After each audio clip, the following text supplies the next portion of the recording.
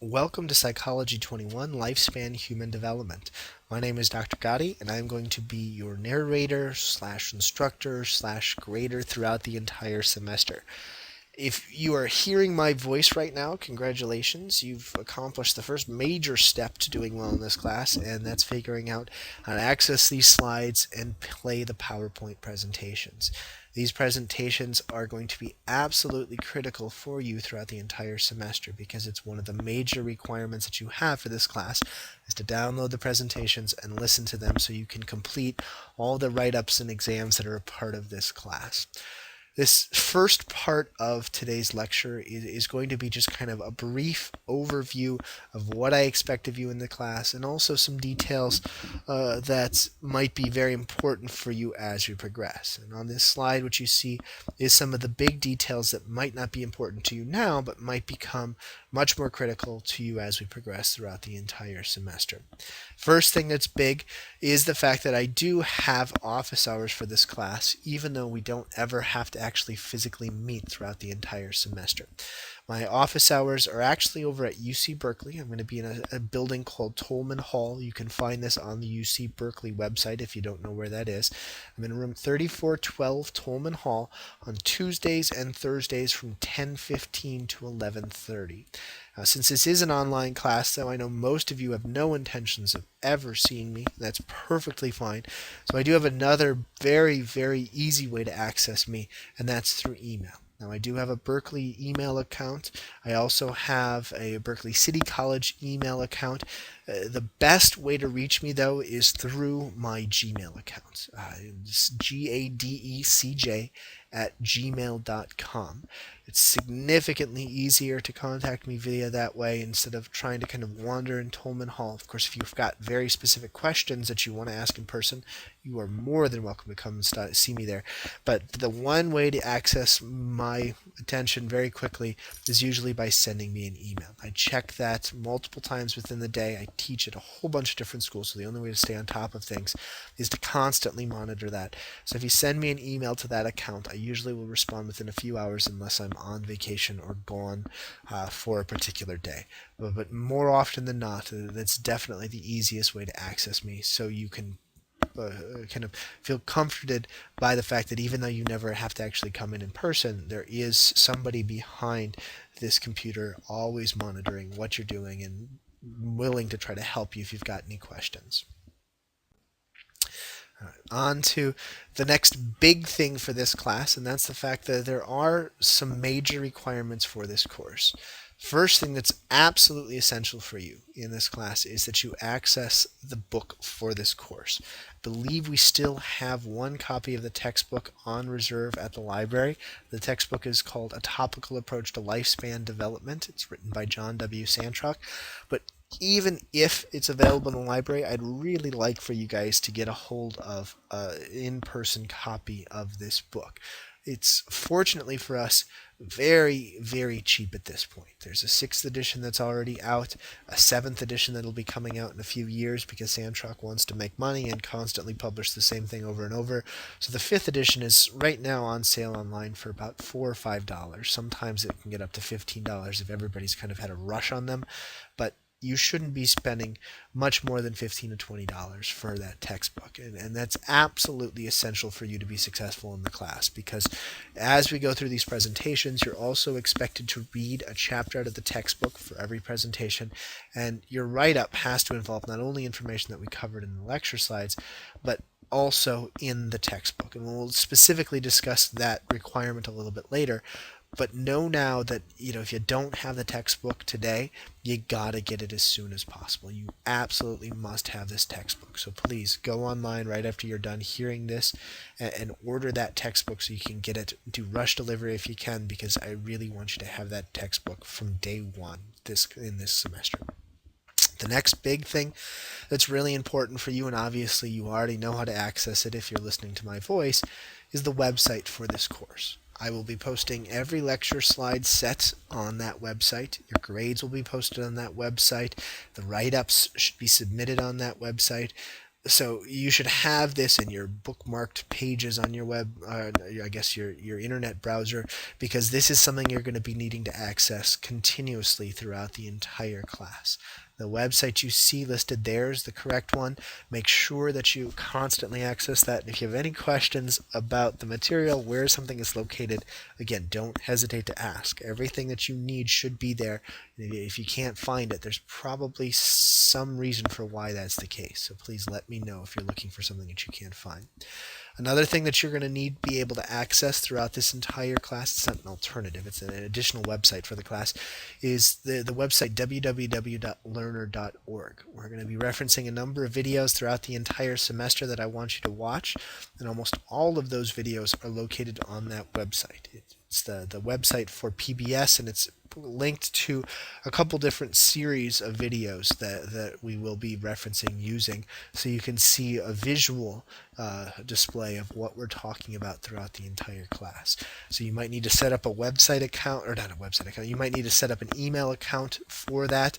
Don't worry, it's not like they're going to spam you or anything, but you will need to usually have an account for that so you can access the videos, and those things are really going to kind of bring to light some of the topics that we've been discussing. So if you can, not only order the book, not only get familiar with everything on the website, but try to go to that extra website, the www.learner.org, and register so you can access future videos throughout the entire semester. On to the big stuff, something that I'm sure you care a lot about, and that's how you're going to be graded in this class. Since we're in the summer session, we're pretty compact in what we're going to be doing. Usually we have 3 exams, a whole bunch of write-ups, and sometimes even papers. In 6 weeks, we can't do that. So instead, what we're going to do is have only 2 exams that cover a lot more material and have more questions to them because of it. And we're going to have 11 write-ups.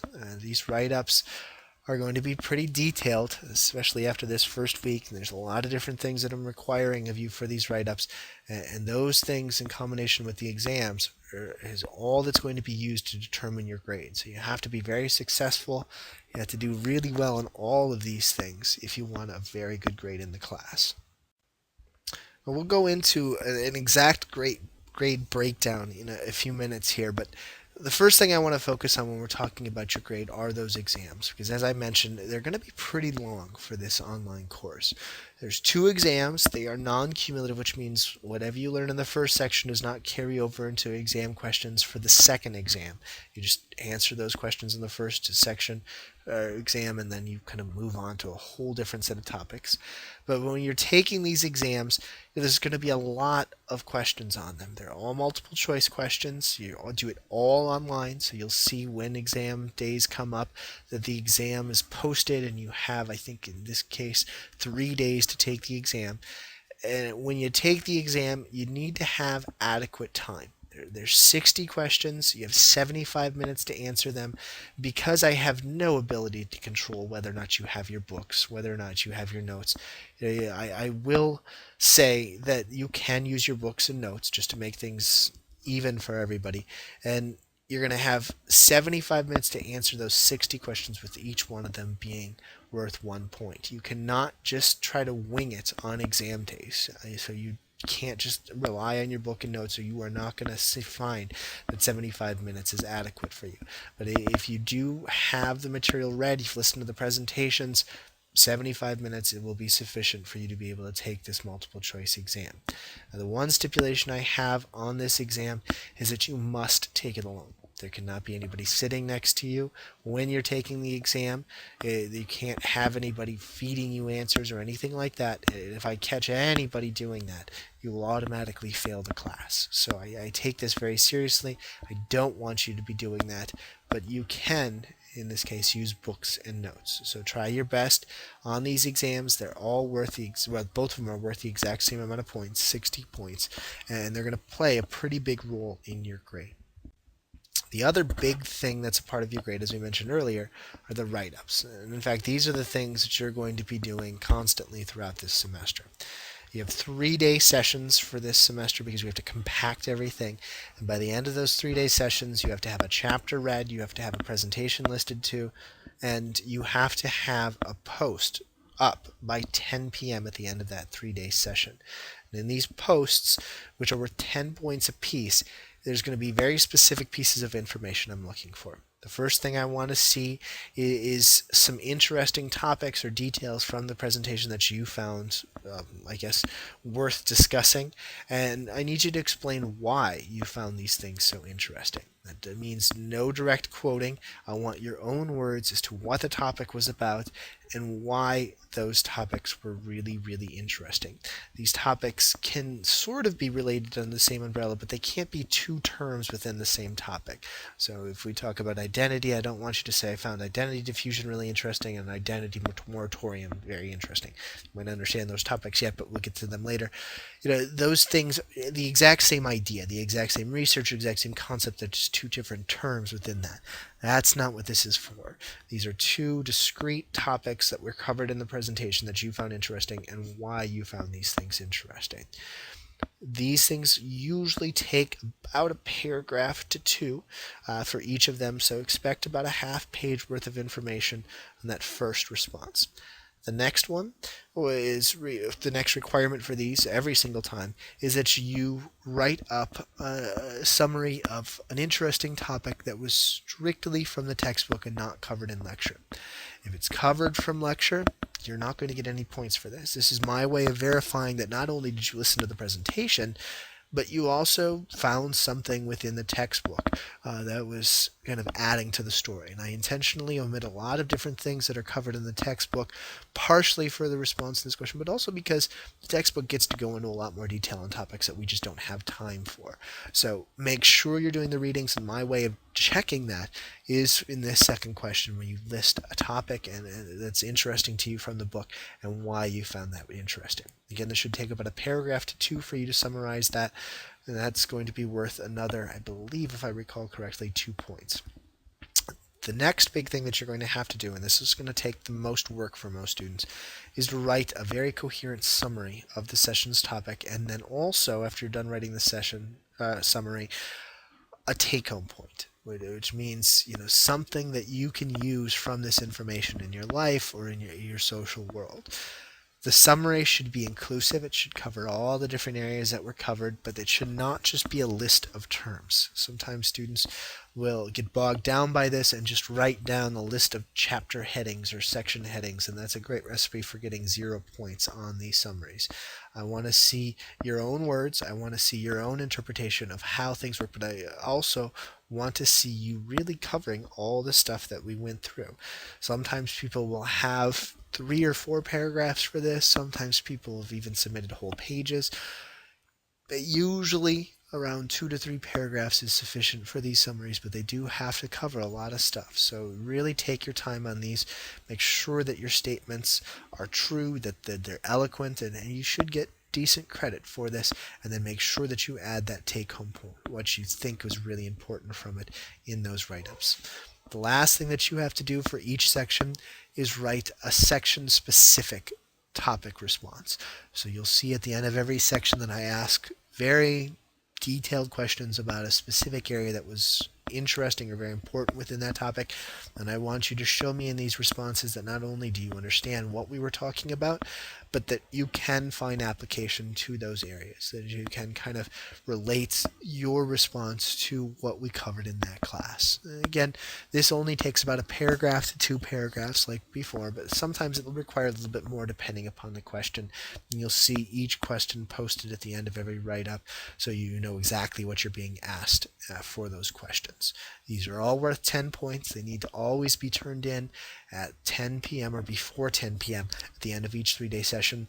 Note, there are no acceptance of late submissions. So if you want to make sure that you don't submit something late, don't procrastinate. It drives me nuts seeing people submitting stuff at 9:59 p.m.